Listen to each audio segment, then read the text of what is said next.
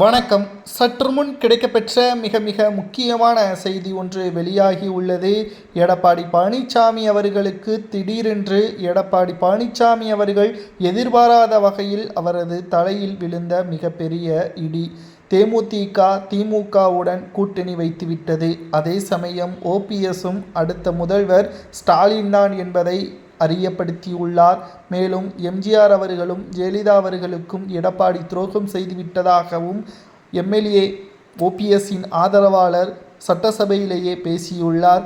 ஒட்டுமொத்தமாக அதிமுகவின் உண்மையான தொண்டர்கள் அனைவரும் எடப்பாடிக்கு எதிராகத்தான் ஓட்டுக்களை செலுத்துவார்கள் என்பது இதன் மூலம் தெரியப்படுத்தப்பட்டுள்ளது. எடப்பாடி செய்த மிகப்பெரிய தவறை ஓபிஎஸ் மன்னிப்பு கேட்ட பிறகும் கூட அதிமுகவில் இணைக்காததுதான். தற்பொழுது ஓபிஎஸ் அவர்கள் எடுக்கக்கூடிய அடுத்த கட்ட நடவடிக்கை என்பதை விட எடப்பாடி முதல்வராக பொறுப்பேற்பாரா, ஏன் எதிர்க்கட்சி அந்தஸ்தை கூட பெறுவாரா என்ற கேள்விகளும் தற்பொழுது சமூக வலைதளங்களில் முன்வைக்கப்பட்டு வருகிறது. 2026 சட்டசபை தேர்தல் எடப்பாடி பழனிசாமி அவர்களுக்கு பேரதிர்ச்சியை ஏற்படுத்தும். ஏனென்றால் திமுக இந்த முறை வெற்றியடைந்து விட்டால் அதிமுக சுக்குநூறாக உடைவது மட்டுமல்ல, தமிழகத்தில் பெரும் ஆளுமையாக பாஜக வந்துவிடும்.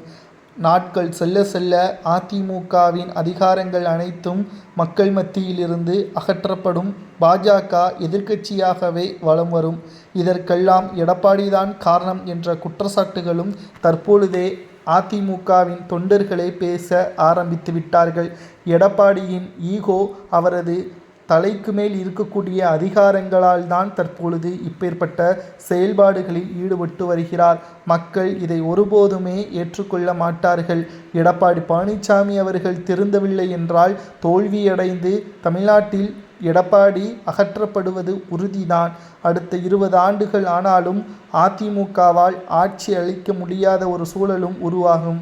சட்டசபையில் ஒரு காலத்தில் அதிமுகவை அழிப்பதற்கு கண்ணுக்கு எட்டின தூரம் எதிரிகளே கிடையாது என்று மறைந்த முதல்வர் ஜெயலலிதா அவர்கள் கூறியிருப்பார். ஆனால் துரோகிகளை பற்றி அவர் பேசவில்லை. ஏனென்றால் எடப்பாடி போன்ற துரோகிகள் அதிமுகவில் இருக்கும் வரைக்கும் அதிமுக ஒருபோதும் வெற்றியடையாது என்பதை தற்பொழுது புரிய வைத்துவிட்டார்.